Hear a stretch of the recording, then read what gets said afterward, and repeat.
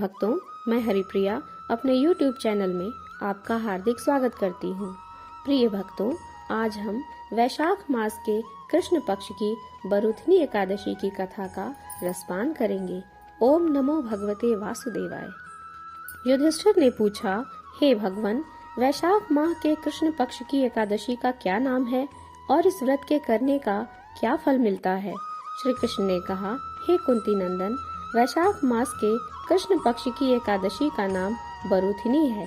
इस एकादशी का व्रत करने से मनुष्य के सभी पाप नष्ट हो जाते हैं और स्त्रियों को सौभाग्य की प्राप्ति होती है। राजा मानधाता इसी व्रत के प्रभाव से स्वर्गलोक को गए थे। बरूथनी एकादशी का व्रत करने से अन्नदान तथा कन्यादान का फल मिलता है। प्राचीन काल में नर्मदा नदी के तट पर मानधाता नामक राजा राज्य करता था। वह अत्यंत दानशील तथा तपस्वी था।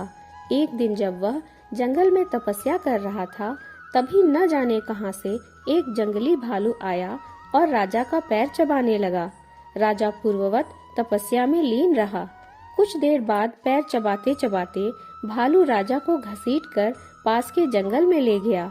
राजा बहुत घबराया, मगर तापस धर्म अनुकूल होने के कारण उसने क्रोध व हिंसा न करके भगवान विष्णु से प्रार्थना की और करुण भाव से भगवान को पुकारा।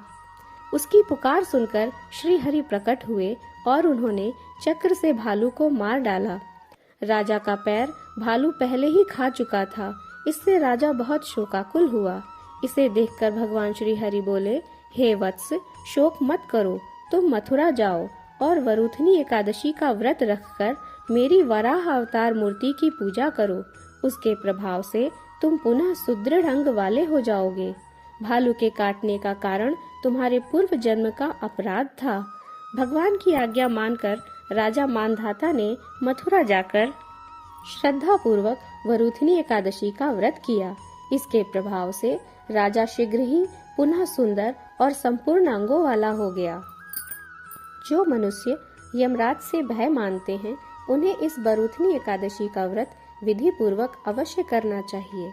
इस प्रकार बरूथनी एकादशी की कथा संपूर्ण हुई। ओम नमो भगवते वासुदेवाय।